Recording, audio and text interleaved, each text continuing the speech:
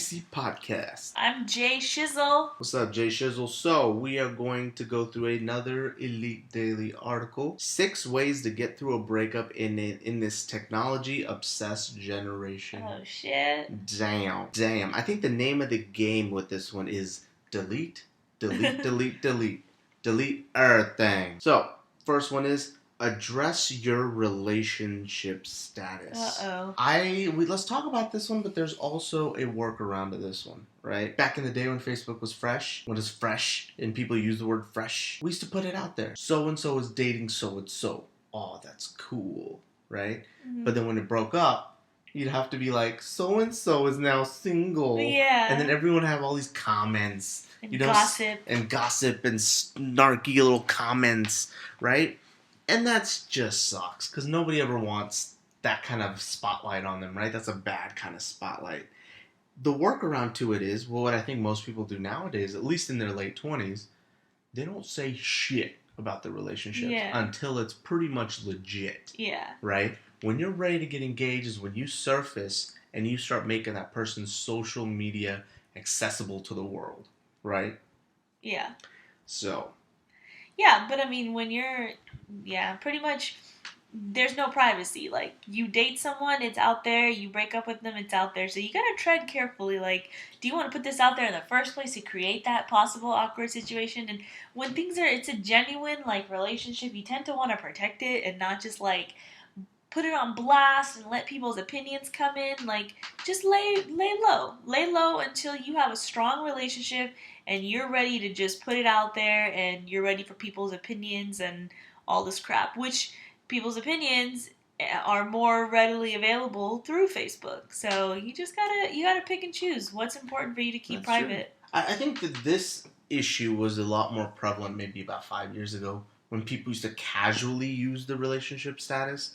Now people are pretty serious about it, right? Yeah. No one haphazardly uses it, you know? Yeah.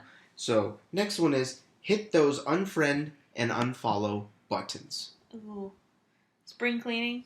Spring cleaning, aka spring cleaning, meaning the friends of your ex, you gotta unfriend them, right? Mm-hmm. I mean, if you're never gonna see them again, yeah. And it says if there is somebody in the mutual territory, you just unfollow them from the feed. Oh, okay. That's pretty smart. Yeah. Right? You don't have to unfriend them. You just take them off your news feed for a little bit until you're ready.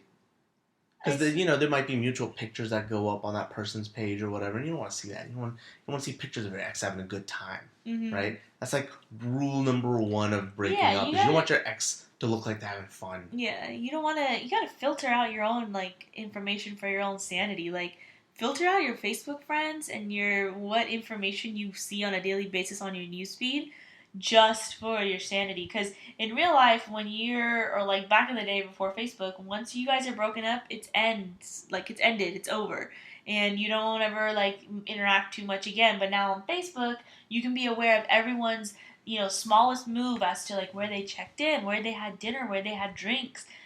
It's just information overload. So you just gotta, like, make sure you cut the ties.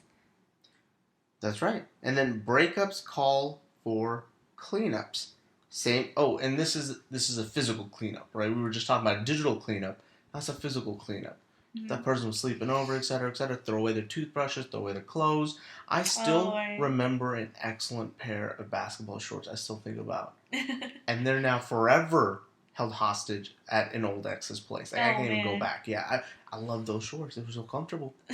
But she probably threw them out or burnt them. Yeah. Or better yet, tore them up into little pieces and now puts them in her coffee. I don't know, But that part sucks, so make sure you do the physical spring cleaning. Yeah. Next one, manage the traps, right?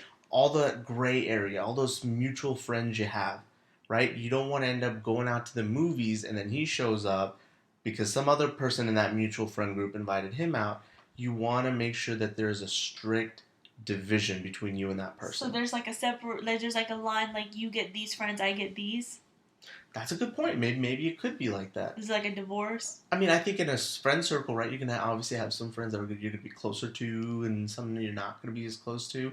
So I think they're going to, It's kind of like you split up the friends in the divorce. Yeah, Mm-hmm. very much so. I think that's true. Or you get like, partial custody of friends like you do with kids. Like, what does this world come to? But I guess that's what you have to do. Yeah, and it's that gray shady area where I've also seen a lot of game playing going on amongst exes, Mm-hmm. right? Because they know that your friend Sally that you're both friends with, you may not be friends with each other on Facebook or Instagram or whatever, but you're both friends with Sally. Mm-hmm. So you want to take a shit ton of pictures around Sally with Sally, so it pops up Yeah. on her newsfeed, which pops up on your newsfeed, and then now you can see the ex, right? Mind games. Mind games. Yeah, so you got to be careful about which friends you do keep and which ones you get rid of.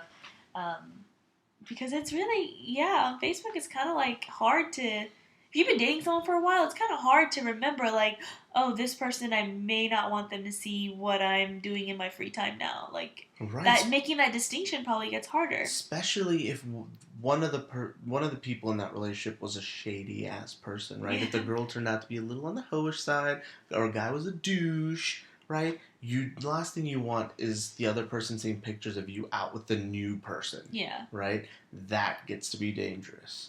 Right? So you Yeah. unfollow them, or you make your Instagram private so they can't see it and shit like that. And then you can kind of sleaze on, you know what I mean? But you got to be classy with it, which gets into our next one. You're not being subtle, you're being awkward, right? Uh-huh. So let's see here. This is about those weird status updates, isn't it? Oh, yeah. We've all seen those. We have those awkward people that, oh my god, sitting here on a Friday night because having a boyfriend would totally suck. Like, weird shit like or that, like, right? the skies outside are gray. They're not darker than, your heart. My heart. Yeah. Like some gay emo it's like shit. We know what you're trying to say. We saw you go single. We saw your status, and we saw all the photos come down. Attention seeking. Just don't do the attention thing. It's a deliberate thing, right? You're being It's awkward. You're not even being like people think they're being so deep or subtle or oh my gosh, look at that person. They're going through something. It's not cute. Like everyone knows what you're trying to do, and everyone it's embarrassing. Does it, and there's not one person that I clapped my hands and said that was elegant. Yeah. That was classy. Exactly. It's all just like exactly. It just all leads to a giant sigh from me, just like, oh god. And then you want to just remove that person from your news because right. you're like, wow, I cannot take their weird like passive aggressive bullshit anymore. Like just deal with your problems like in person. Don't deal with them on Facebook. Don't send me an invite to your pity party because I don't want to show up to that one. Yeah. You know what I mean? Don't include people into it.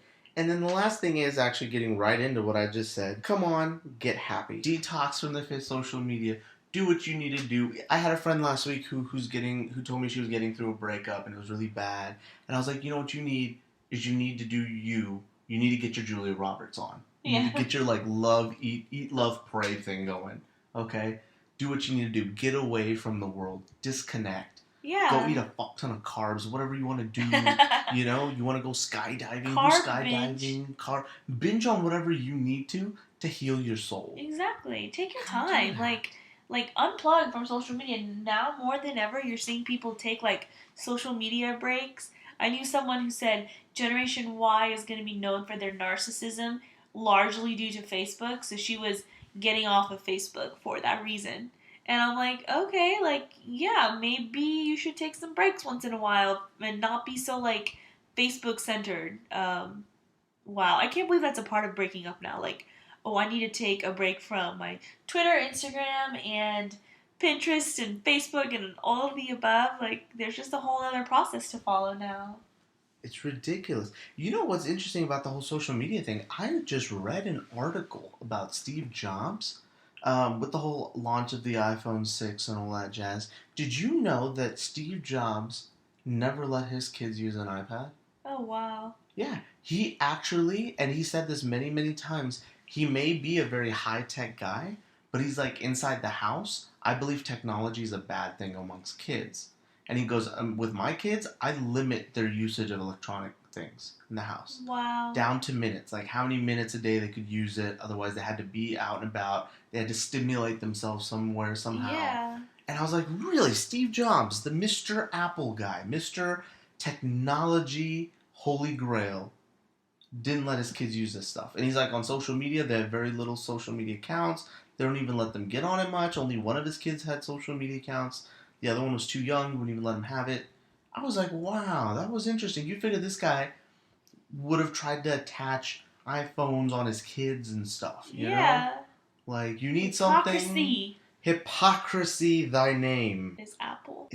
Or Steve. Or Steve Apple. No, but I've seen, like, kids even while out if they've had too much, like, YouTube. Yeah. And you can see it in their attitude, and it's like, maybe we should all invent, like, I knew a family friend that used to say, she used to turn off the surge protector and be like, sorry, the TV's off, like, it goes away after 5 p.m.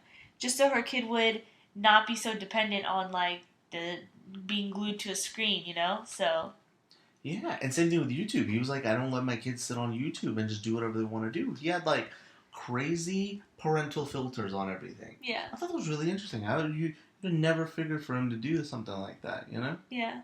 That's interesting. You think that he would use his kids as, like, little testers to see what's going on, but even he, I guess, maybe he was a visionary, so maybe he knew that everyone needed some detox in their life. That's true. That's true. And that is this week's article. I think we're going to wrap up right here, saying we'll see y'all next time on OTC. Bye.